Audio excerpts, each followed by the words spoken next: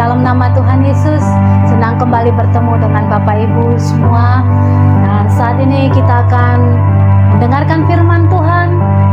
Tapi sebelum kita mendengarkan firman Tuhan, mari kita menyembah Tuhan. Mari kita meminta pengurapan Tuhan turun dalam kehidupan kita, sehingga firman yang ditaburkan itu boleh meneguhkan setiap langkah kita. Amin Bapak Ibu. Mari kita angkat pujian ini bersama-sama. Ku beri kemuliaan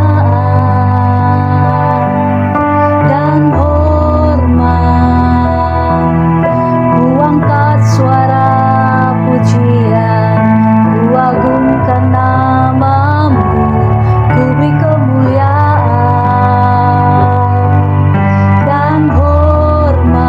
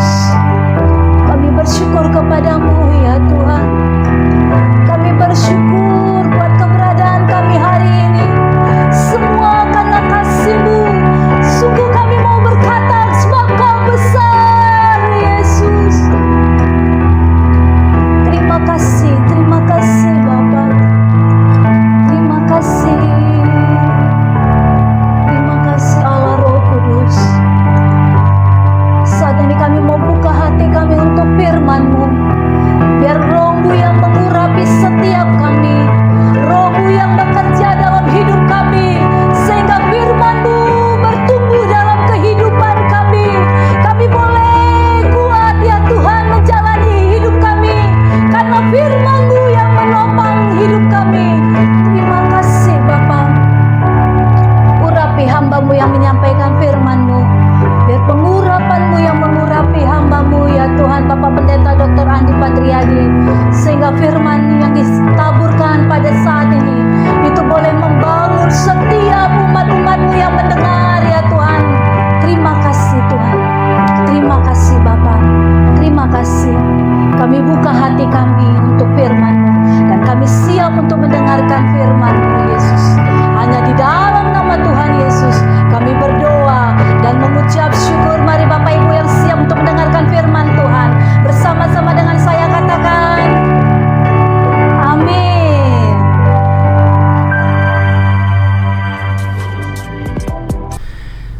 Salam saudara-saudara, apa kabar? How are you today? I hope you just great. Iya.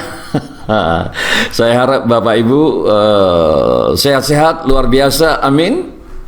Mari sebelum kita memulai, langsung saja kita berdoa dulu untuk firman Tuhan.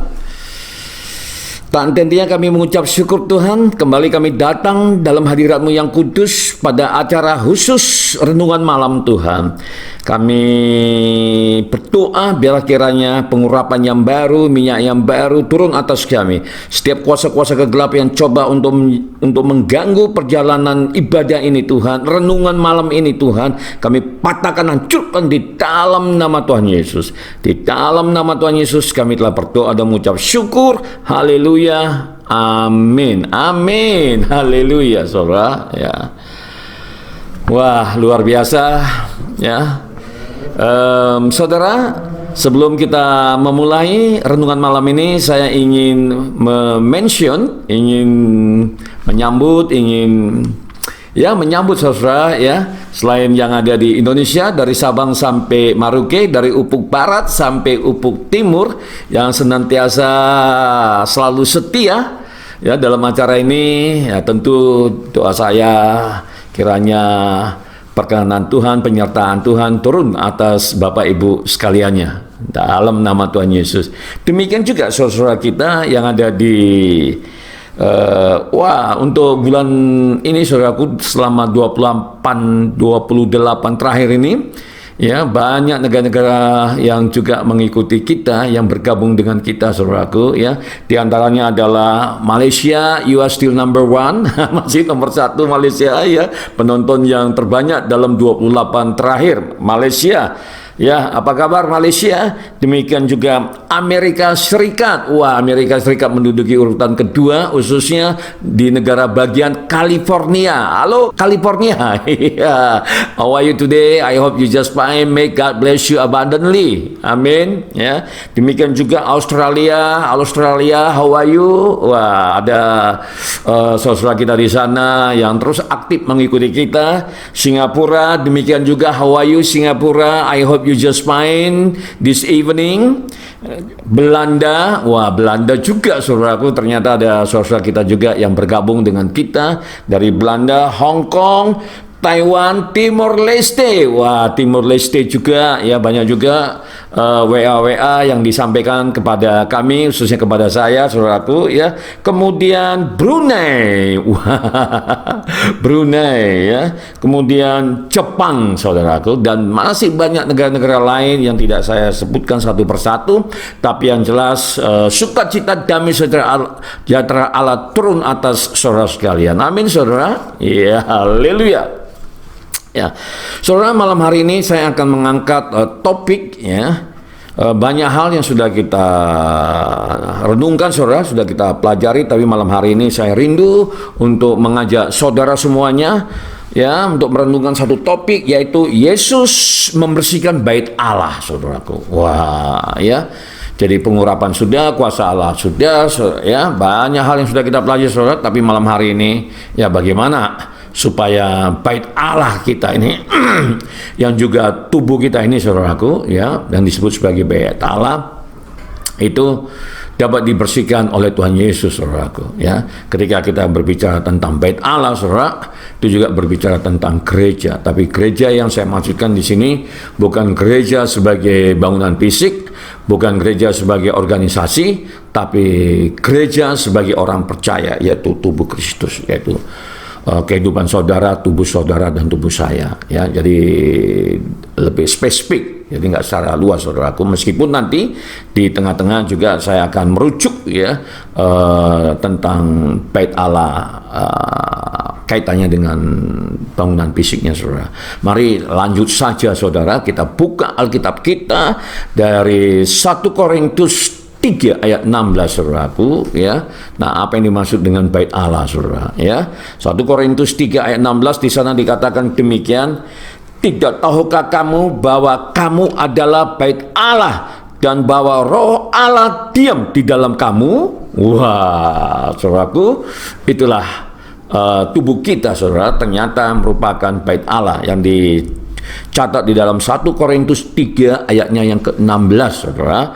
Kemudian, saudara, kita masuk lagi lebih dalam lagi, saudaraku, ya, supaya pengurapannya juga terus membanjiri kita, saudara, ya. Jadi tak usah tanggung-tanggung ketika kita ada di hadirat Allah, saudaraku. 1 Korintus 6 ayatnya yang ke-19 sampai ayat yang ke-20. Saudara, ayat ke-19 di sana dikatakan demikian, atau tidak tahukah kamu bahwa tubuhmu adalah bait Roh Kudus yang diam di dalam kamu, Roh Kudus yang kamu peroleh dari Allah, dan bahwa kamu bukan milik kamu sendiri. Wow, malam hari ini Tuhan menyingkapkan, saudara, bahwasanya tubuh kita, saudara, bukan miliknya kita sendiri, saudaraku. Wah.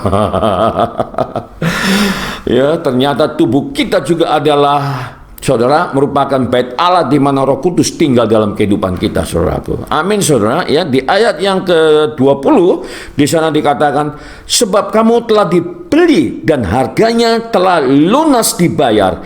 Karena itu muliakanlah Allah dengan tubuhmu, saudara. Wow, that's a great, a king, awesome, amazing. Kalau malam hari ini kita tengah memuliakan Tuhan, mengagungkan Tuhan dengan tubuh kita, saudaraku. Tadi di awal, di mana tadi pendeta Nopita sudah menaikkan pujian penyembahan bersama dengan saudara. Saya yakin saudara juga ikut terlibat di dalamnya. Saya juga ikut, saudaraku, ya, nyanyi bersama-sama, saudara, yaitu dalam rangka untuk memuliakan Tuhan dengan tubuh kita, dengan kehidupan kita, saudara. Lalu Pastor Nopita membawa saudara sampai ke pintu gerbang. Setelah kita tiba di pintu gerbang, maka saya melepaskan firman Tuhan, saudara, untuk menguatkan kita kembali pada malam hari ini dalam acara renungan malam, saudara. Luar biasa, saudaraku, ya.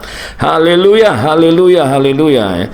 Nah, lalu saudaraku masih juga berbicara tentang bait Allah yang merupakan tubuh kita, saudara. Di dalam 1 Korintus 3 ayat 16 sampai ayat 17, saudaraku, ya. Di ayat 16 di sana dikatakan demikian, tidak tahukah kamu bahwa kamu adalah bait Allah dan bahwa Roh Allah diam di dalam kamu? Begitu banyak ayat yang menjelaskan bahwasanya tubuh kita adalah bait Allah, saudaraku, ya. Begitu banyak ayat yang menjelaskan bahwasanya Roh Kudus diam di dalam tubuh kita, di dalam diri kita, saudara, sehingga diri kita, tubuh kita bukanlah miliknya kita sendiri, tapi juga miliknya Tuhan. Tuhan ada di dalam diri kita. Wah, saudaraku, ya, itu hanya ada di kekristenan, saudara. Selamat semangat, saudara, ngomongnya pun sampai terbata-bata, saudaraku, ya. Nah, begitu, saudaraku, ya. Wah, luar biasa, saudaraku. Udah nggak salah, saudara, nggak salah, saudara. Kalau kita ada di kerajaan tidak terguncangkan, kita ada di dalam kerajaan terang, saudaraku. Mari kita jaga ini semua, saudaraku, ya. Nah, ternyata wow, luar biasa, saudaraku. Ayo lanjut lagi, saudaraku, ya, di ayat yang ke-17 di sana dikatakan, jika ada orang yang membinasakan bait Allah. Wow, saudara, ini, ya. Jika ada orang yang membinasakan bait Allah, maka Allah akan membinasakan dia. Wow, takut. Malam hari ini Tuhan singkapkan, Tuhan nyatakan, Tuhan ajar kita, saudaraku, ya. Jika ada orang yang membinasakan bait Allah, maka Allah sendiri lawannya, saudaraku. Waduh. Nah, begitu pentingnya kita dalam Tuhan, saudaraku, ya, sampai Tuhan ngomong seperti itu, warning, peringatan, saudaraku, Ya, lalu apalagi yang Tuhan sampaikan saudara, maka Allah akan membinasakan dia, sebab bait Allah adalah kudus dan bait Allah itu adalah saudara dan saya. Di sini dikatakan sebab bait Allah itu adalah kamu. Waduh, bukan saudara sendiri, saya juga turut di dalamnya, saudara. Luar biasa, saudara. Nah, saudara, hari ini kita diajar oleh Tuhan, saudara, untuk kita menjaga tubuh kita, saudara, karena di dalam tubuh kita ini ada Roh Allah, ada Roh Kudus, saudara, dan oleh tubuh ini kita harus memuliakan Dia, saudara. Saudara, mengapa Rasul Paulus pada waktu itu menulis kepada jemaat-jemaat yang ada di Korintus, saudara? Memang pada waktu itu, saudara, sebenarnya keadaannya ya beti, saudara. Beda-beda tipis, saudara, ya, nggak beda-beda amat lah, saudara, ya, keadaannya seperti itu, ya. Sehingga Rasul Paulus harus menuliskan surat ini, episode ini kepada jemaat-jemaat yang ada di Korintus, saudaraku, ya, karena kehidupan orang-orang yang ada di Korintus pada waktu itu, saudaraku, waduh, bejat, saudara, ya. Bejat, saudara, ya, dalam arti kata mereka menghumbar keinginan daging, saudara, sehingga kehidupan mereka tidak kudus lagi. Pokoknya yang namanya moral, saudara, itu udah anjlok, udah jatuh, saudara, ya.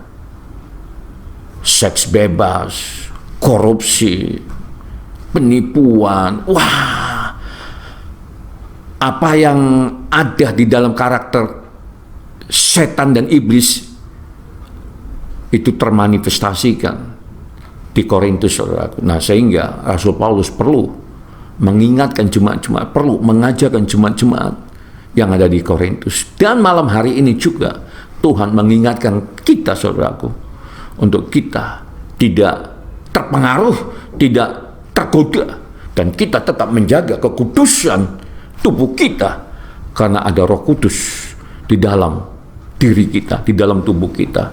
Dan Tuhan ingatkan supaya dengan tubuh kita ini kita meninggikan, mengagungkan, dan sebagai persembahan bagi Allah. Amin, saudara. Nah, ini, saudara, jadi malam hari ini kita diajar kembali masuk lagi, saudaraku.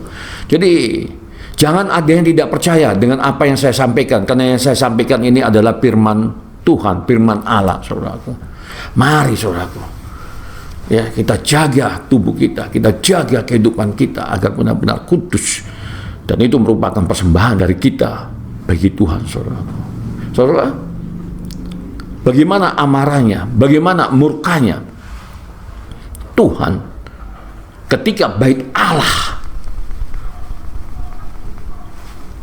itu dirusak, ketika bait Allah dibuat tidak bersih, tidak kudus, saudara. Dia marah. Tadi di ayat yang ke-17 di sana dikatakan, saudaraku, ya, jika ada orang yang membinasakan bait Allah, maka Allah akan membinasakan dia, saudaraku. Jadi Allah sendiri yang akan membinasakan dia, saudaraku. Saudara, ketika saya membaca ayat ini, dan pada waktu itu saya masih ya baru-baru bertobat, saudara. Ya, di dalam kesaksian saya itu, ya, saudara sudah tahulah ya bagaimana bejatnya saya di hadapan Tuhan, saudara. Ya, ya, yang namanya minum, kalau berjudi saya nggak suka, memang, saudara. Anda nggak ngerti main judi, saudara.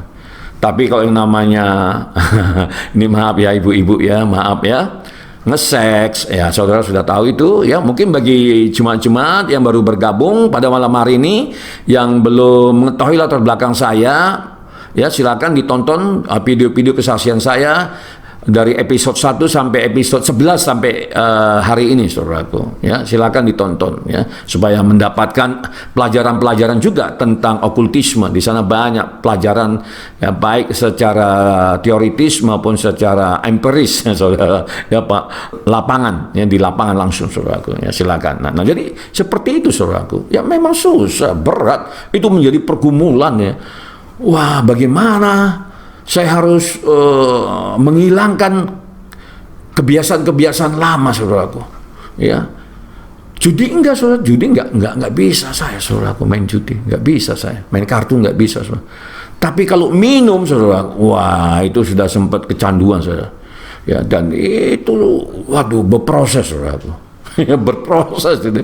Tapi akhirnya, saudaraku, ya, karena saya ingin dipakai oleh Tuhan, saudaraku, karena saya ingin untuk menjaga kehidupan. Karena buat saya, saudara, sekali saya katakan yes, itu saya, saudaraku. Dan saya yakin saudara juga seperti itu. Kalau tidak, ya tidak. Saya nggak mau abu-abu, saudaraku. Ya, khususnya dalam mengikuti Tuhan, saya nggak mau abu-abu, saudara. Ya, harus jelas warnanya. Kalau putih, ya putih. Kalau iya, ya iya. Kalau tidak, ya tidak, saudara. Makanya saya paling marah, saudara, kepada jemaat-jemaat yang ya hidupnya tidak jelas, saudara, abu-abu gitu. Apalagi yang melayani, saudaraku. Langsung saya tegur itu. Saya peringati, saudara. Ya, karena ini berbicara tentang kekudusan, bagaimana kita membawa hadirat Allah itu. Dan sebagai hamba-hamba Tuhan yang melayani di altar itu punya tanggung jawab yang besar. Karena kita akan membawa jemaat untuk masuk ke dalam pintu gerbang. Seperti itu, saudara. Demikian juga kita orang percaya, saudaraku. Itu bukan hanya untuk pengerja-pengerja yang ada di gereja saja. Tidak, untuk kita juga, saudaraku. Nah, itu, saudaraku. Ya, jadi kalau sempat kita mencemarkan, menajiskan tubuh kita ini, maka lawan kita dikatakan tadi adalah Allah itu sendiri.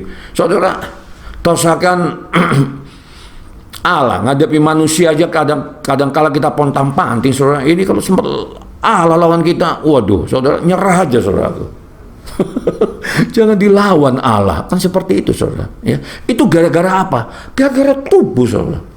Nah, itu makanya jangan egois. Begitu kita sudah punya komitmen untuk mengikuti Tuhan, saudara, kehidupan kita ini bukan hanya milik kita, tapi kehidupan kita sudah menjadi milik Tuhan. Ini yang harus dipahami, saudara. Ini pelajaran, saudaraku. Ya, amin, saudara. Ya, nah, mari kita belajar, saudara. Ya, apa yang dilakukan oleh Tuhan Yesus? Sebesar apa dia marahnya ketika bait Allah yang ada di Yerusalem itu fungsinya, saudaraku, disalahgunakan, saudara. Nah, seperti itu, saudara.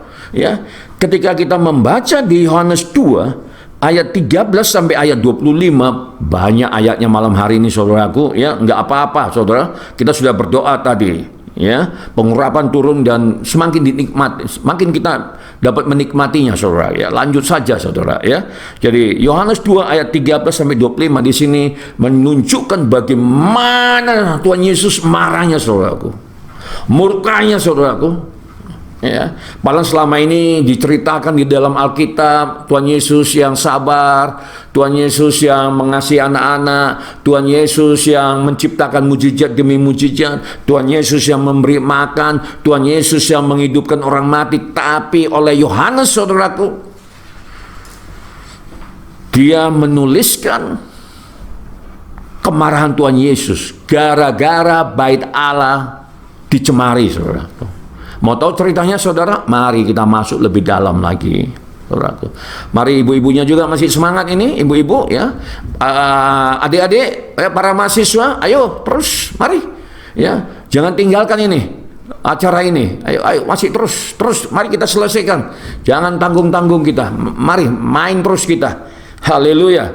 Ya, ayat 13 di sana dikatakan, ketika hari raya Paskah, orang Yahudi sudah dekat, Yesus berangkat ke Yerusalem. Nah, ini kan event, saudaraku, peristiwa di mana ini harus dirayakan oleh orang Israel sekali dalam setahun, saudaraku. Jadi mereka yang ada di ujung-ujung bumi, saudara, mereka datang ke Yerusalem untuk merayakan hari Paskah, hari pembebaskan, saudara, untuk memperingati bagaimana Tuhan, nenek moyang mereka dibebaskan oleh Tuhan di tanah perbudakan, saudaraku, yang ada di Mesir. Ya, jadi mereka datang, saudara, termasuk Tuhan Yesus dan para murid juga datang ke situ, saudaraku, ke bait Allah, saudaraku.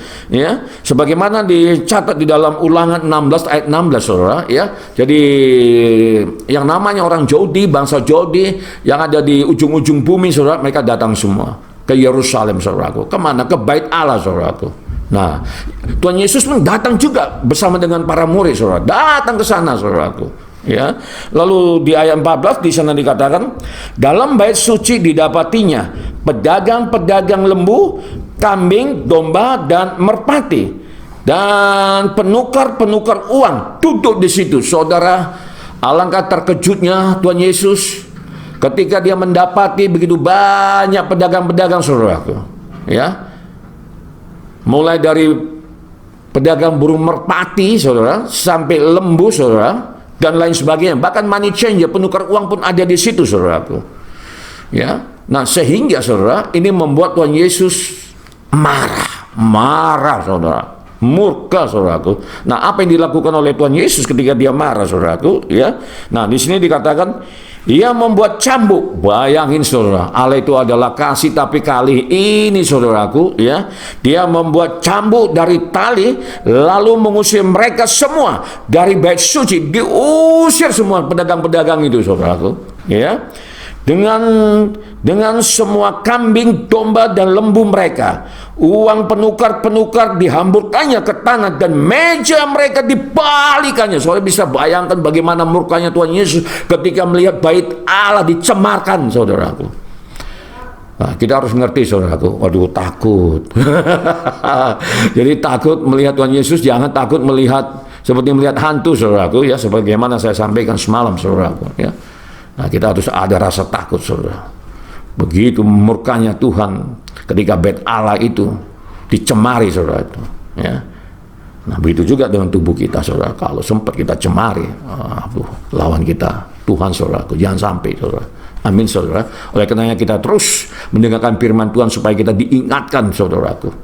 Ya, saya selalu mengatakan, nggak ucuk-ucuk, semuanya berproses. Tapi kalau saudara setia, taat, saudaraku, ya, mengikuti program yang kita selenggarakan ini, renungan malam, saudara, ya, barang waktu untuk ya kurang lebih 45 menit, saudaraku. Mari, saudara, ya, pasti dipastikan, saya jamin saudara akan mengalami pembaruan hidup di dalam Tuhan. Luar biasa, saudaraku. Ya, nah begitulah Tuhan Yesus marah, saudaraku. Ya, jadi meja-meja itu semuanya dibalikkan, saudaraku. Dia marah, lembu-lembu semua diusir dari situ, domba semua diusir, saudaraku. Ya, nah ini, saudaraku, ya. Lalu di ayat 16 di sana dikatakan, kepada pedagang-pedagang merpati ia berkata, ambil semuanya ini dari sini, jangan kamu membuat rumah Bapakku menjadi tempat berjualan. Wah, saudaraku, ya, itu dengan suara yang lantang, ya, saudaraku, ya, dengan tegas dia nyatakan, saudaraku, pergi, ambil semua ini. Wah, seperti itu, saudaraku. Gara-gara bait Allah dicemarin, saudaraku. Nah ini. Lalu di ayat 17, saudara, maka teringatlah murid-muridnya bahwa ada tertulis. Wah, ini para murid mulai ingat, saudaraku, tentang kitab suci. Cinta untuk rumahmu menghanguskan aku. Wah, saudaraku, ya. Nah ini, ya. Lalu, saudara, di ayat 18, orang-orang Yahudi menantang Yesus. Wah, orang-orang Yahudi, saudaraku. Nah ini pemuka-pemuka agama ada di situ, saudaraku, ya. Orang-orang Farisi khususnya, saudaraku, ada di situ melihat, saudara, apa yang dilakukan oleh Tuhan Yesus, saudara. Ya, mereka marah apa yang dilakukan oleh Tuhan Yesus. Nah, kenapa mereka marah, saudara? Kenapa mereka marah, saudaraku? Ya, orang-orang yang beragama marah, saudaraku, ya. Pemuka-pemuka agama marah sama Tuhan Yesus, saudaraku. Mengapa, saudara? Karena kepentingan mereka terganggu, saudaraku. Nah, itu. Loh, iya, saudara. Ya. Karena imam-imam ini, saudaraku, niatnya sudah nggak melayani lagi, saudara. Orientasinya uang pada waktu, dan Tuhan Yesus ngerti, saudaraku. Mereka bekerja sama dengan para pedagang yang berjualan di bait Allah itu, saudaraku. Ya, sehingga harga-harga mereka makap, harga-harga itu mereka naikkan, saudaraku. Untuk apa? Supaya mereka mendapatkan komisi dari pedagang-pedagang itu. Ini imam, saudaraku. Bayangin, saudara. Bukankah ya timingnya, waktunya memang 2000 tahun yang lalu, saudara. Tapi ya karakter, sifat, dosanya sama seperti apa yang terjadi hari-hari ini. Di akhir zaman ini, di abad 21 ini, saudara, seperti itu kan, saudara. Ya puji Tuhan lah. Ya, saudara bersama dengan saya untuk mengikuti renungan malam ini, kita diingatkan kembali, ternyata Tuhan begitu murkanya, saudara. Ya. Seperti itu, saudara. Jadi di pekarangan itu, di pelataran itu, perdagangan digelar, saudara. Nah, pada waktu itu. Jadi kenapa ada lembu, ada domba, ada merpati, ada money changer, dan keperluan-keperluan lainnya untuk ibadah, saudaraku. Karena memang orang Yahudi ini kan seperti yang saya sampaikan di awal ini, saudaraku, mereka ada di pelosok-pelosok bumi, saudaraku. Ya. Mereka jauh datang, saudaraku. Nah, sehingga ketika mereka yang berasal dari tempat yang jauh, saudara, kalau mereka bawa domba, mereka bawa lembu sendiri, saudaraku, ya tentu itu sangat memberatkan mereka, karena mereka juga harus melintasi padang pasir, lembah bakar, dan lain sebagainya. Nah, maka saudara, ya, pedagang datang ke tempat bait Allah, saudaraku. Tapi yang membuat Tuhan Yesus itu, saudaraku, marah itu karena imam-imam itu cari uang dari situ, harga dinaikkan, saudara. Jadi motivasinya, fungsi bait Allah itu bukan lagi untuk mencari Tuhan, mencari wajah Tuhan, tapi untuk berdagang, saudaraku. Nah, ini peringatan juga ini buat gereja-gereja. Ya, gereja-gereja secara fisik ini hati-hati, jangan sampai gereja disalahgunakan, disfungsi untuk mencari keuntungan di situ, saudara. Ya, seperti saya sampaikan kemarin, saudara, kalau kita cari keuntungan udah tutup ini channel kita ini, saudara. Ya, tapi tidak. Ya, kita fungsinya adalah memberitakan Injil damai sejahtera, saudaraku, supaya orang-orang yang belum mengenal Tuhan itu dimenangkan melalui pelayanan kita ini. Amin, saudara. Ya, amin, saudara. Ya, itu dia. Jadi jangan sampai, waduh, tahun ini pencapaian tidak terpenuhi. Wah, jangan ada pendeta yang ngomong seperti itu. Kan seperti itu, saudara. Ini kan secara fisik, ini gereja, ya, secara fisik sebagai organisasi seringkali kayak gitu, saudara. Saya temukan seperti itu. Ya. Nah, janganlah, ya.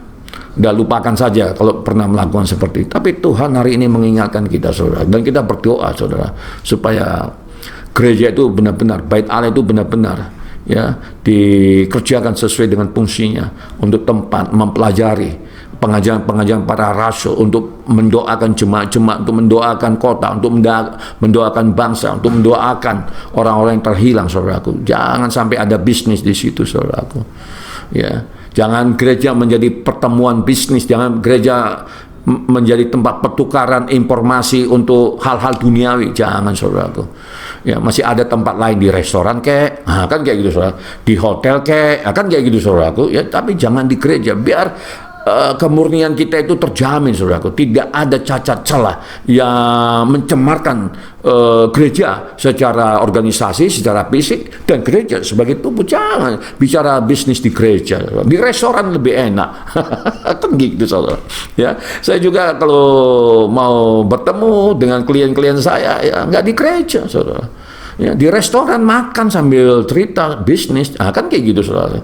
Cerita mari itu. Tapi kalau di gereja itu ya seperti itu, saudara. Ya, sebagaimana saya sampaikan, saudara. Ya, saya juga berkata, saudara, memang pelayanan kita ini, saya katakan, ya, kadang ada juga untuk bisnis, saudaraku. Ya, ada untuk pelayanan. Tapi kalau di luar itu bisnis. Nah, kalau mau mendapatkan pelayanan-pelayanan yang istimewa dari Tuhan, yang sifatnya gratis, ayo datang ke gereja. Nah, gitu, saudaraku. Ya, saya bilang itu sama tim-tim saya. Nah, ya, karena gereja juga perlu topangan dana, saudara, maka kita juga harus melakukan bisnis. Tapi jangan di gereja. Untuk mendapatkan hal yang gratis itu harus ke gereja, bukan di luar. Di gereja, datang ke gereja, kita layani dengan sepenuh hati, disambut dengan kasih Kristus, karena jemaat-jemaat adalah umat Tuhan yang dipercayakan kepada kita, saudaraku. Kita layani dia. Tapi kalau di luar, ya cerita, boleh cerita bisnis. Nah, kan seperti itu, saudara. Tapi kalau di gereja jangan. Ya, gereja adalah tempat di mana kita bertemu dengan Tuhan untuk mempelajari pengajaran-pengajaran para rasul. Amin, saudara. Supaya kita jangan dimarahi oleh Tuhan Yesus, saudaraku. Amin, saudara. Ya. Nah, ini, saudaraku, ya. Lalu, saudara, ya, Di ayat berikutnya saudaraku, ya, di ayat 18, orang-orang Yahudi menantang Yesus, katanya, tanda apakah dapat engkau tunjukkan kepada kami bahwa engkau berhak bertindak demikian? Saudara, itulah bodohnya, maaf saudara, orang-orang Yahudi ini saudara, mata hatinya sudah diputukan sehingga mereka sudah dibutakan, sehingga mereka tidak paham, tidak mengerti. Kenapa? Karena pikiran hatinya sudah ditutupi, sudah dipengaruhi dengan hal-hal duniawi, dengan bisnis mereka, kepentingan mereka, saudara. Padahal yang berbicara itu, yang menjungkit balikan meja-meja tadi itu, yang mengusir para pedagang lembu, domba, merpati, itu adalah Mesias yang tengah mereka nanti-nantikan, saudaraku. Nah itu saudara. Kenapa? Karena pikiran dan hatinya sudah dirasuki oleh setan. Yang ada di pikirnya saudara dan hatinya hanya uang, saudaraku. Nah itu dijauhkan daripada kita, saudara. Nah oleh karena ketika kita datang kepada Tuhan, jangan tanggung-tanggung, saudaraku. Amin, saudara. Ya.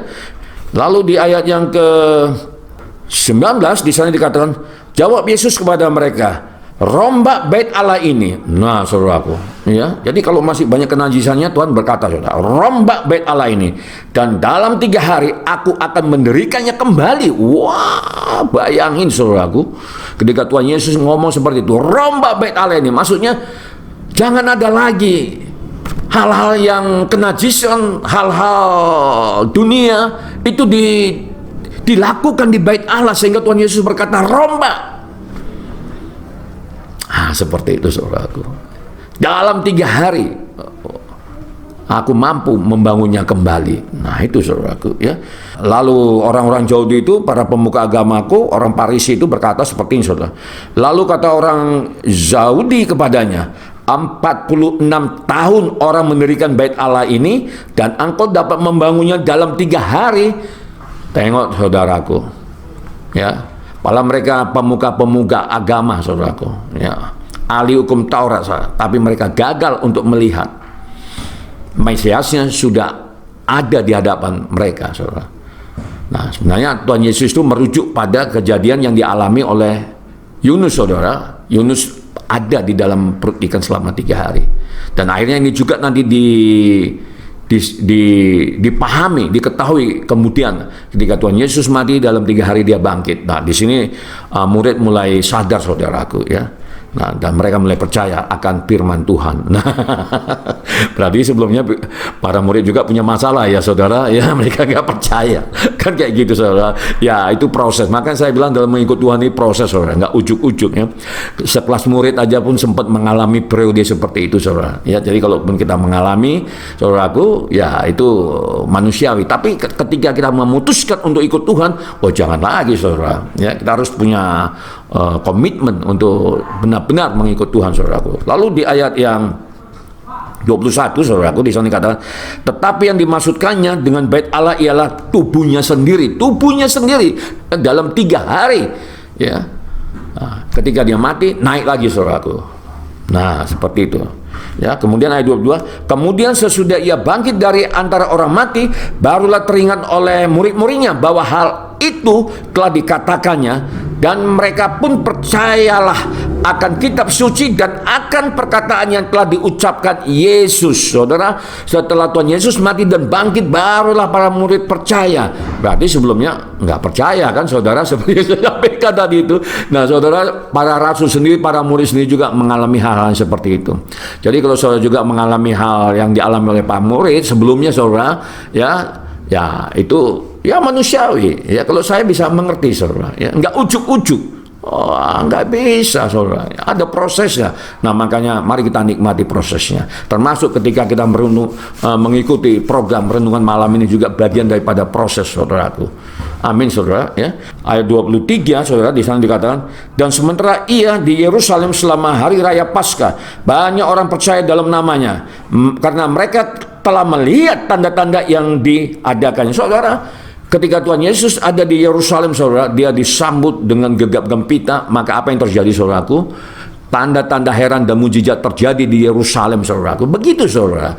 Ya, ketika kita datang kepada Tuhan Yesus, dia kita agungkan, dia kita muliakan, saudaraku. Ya, dengan sukacita, saudara. Ya, kita tulus datang kepada dia, saudaraku. Apa yang terjadi? Yang terjadi adalah tanda-tanda heran dan mujizat.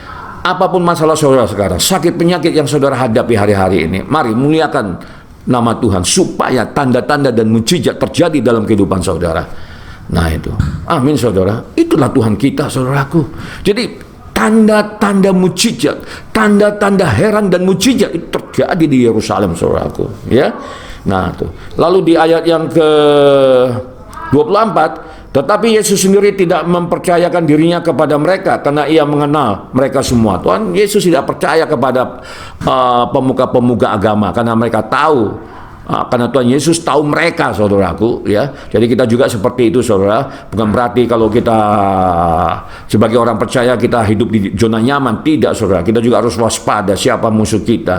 Jelas iblis, tapi iblis akan menggunakan orang-orang yang tidak menyukai kekristenan, orang-orang yang tidak suka dengan gereja didirikan di lingkungan kita, saudaraku. Nah, kita harus waspada. Oleh karenanya kita dipanggil, kita berdoa untuk itu, saudaraku, supaya kuasa-kuasa kegelapan itu dihancurkan di dalam diri orang-orang yang tidak menyukai kekristenan. Amin, saudara. Sehingga kita nggak mendengar lagi gereja dibakar, saudara, ya.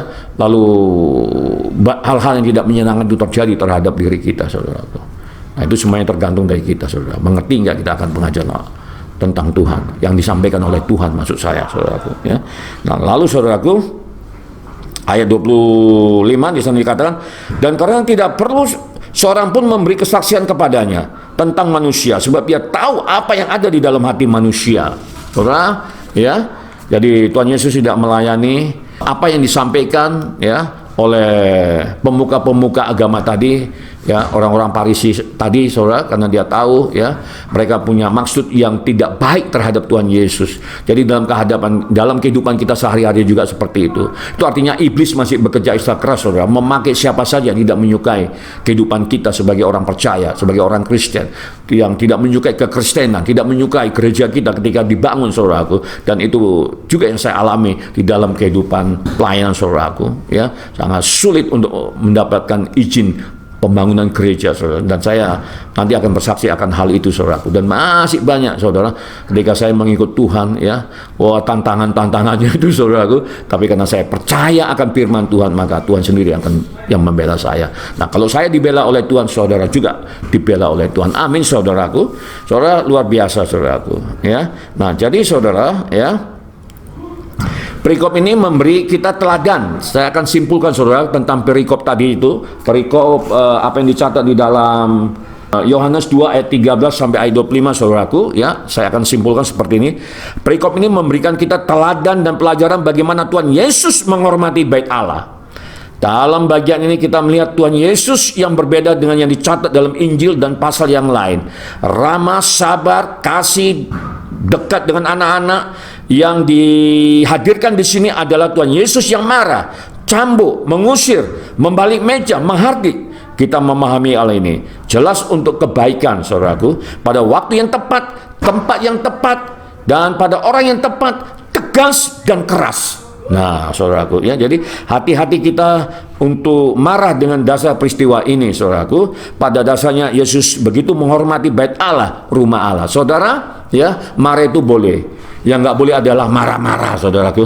Nggak ada alasan, nggak ada hujan, angin, badai, saudaraku. Tiba-tiba dia marah-marah, saudara. Itu artinya dia dirasuki oleh setan, saudaraku. Tapi kalau marah untuk tujuan mengajar dan menegur, silakan, saudaraku. Ya, tapi ingat, jangan sampai mencederai apalagi melukai, ya, khususnya buat saudara yang ada sebagai guru dan dosen seperti saya.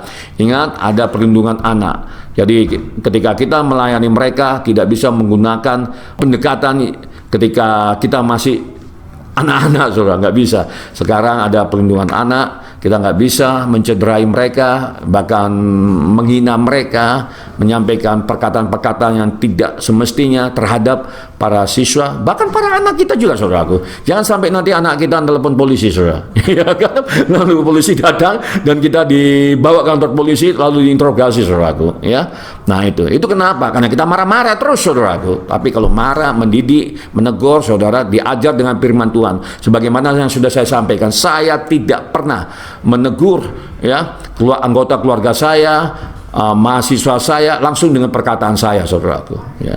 Tapi saya bawa mereka ibadah, saya bawa mereka untuk bersama-sama ada di hadirat Allah melalui mesbah pagi, saudaraku, mesbah malam seperti itu. Kalau siang enggak, saudara, karena saya enggak ada di rumah.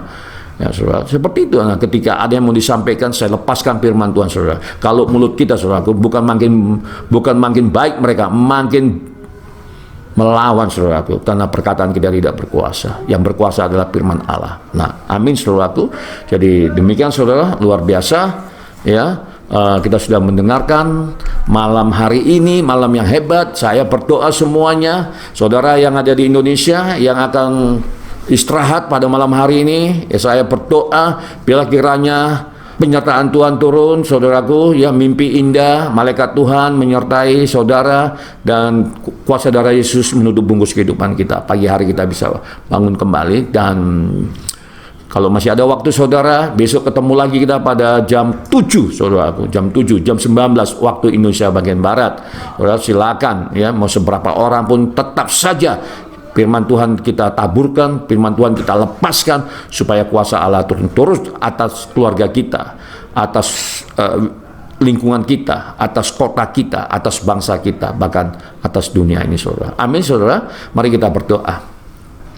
Kembali kami mengucap syukur, ya Tuhan, tak henti-hentinya. Tuhan, perlengkapi kami lagi dengan firman-Mu yang luar biasa, firman pengajaran. Tuhan, ajar kami kembali untuk menjaga tubuh kami sebagai bait Allah, karena ada Roh Kudus di dalam kehidupan kami. Oh, mari Roh Kudus, ajar kami lagi, Tuhan. Ajar kami untuk mengerti akan pengajaran-pengajaran-Mu, ya Allah. Oh, terima kasih Bapa. Secara khusus hamba berdoa untuk setiap jemaat-jemaat-Mu, Tuhan, yang tengah mengikuti program ini. Tuhan, berkati dan buatlah berhasil apapun mereka kerjakan di dalam nama Tuhan Yesus. Yang sakit disembuhkan, yang terikat dibebaskan di dalam nama Tuhan Yesus. Di dalam nama Tuhan Yesus kami telah berdoa dan mengucap syukur. Haleluya. Amin. Salam, saudaraku, dari Medan saya mengucapkan salam sejahtera, salam sehat, sukses selalu. God bless you.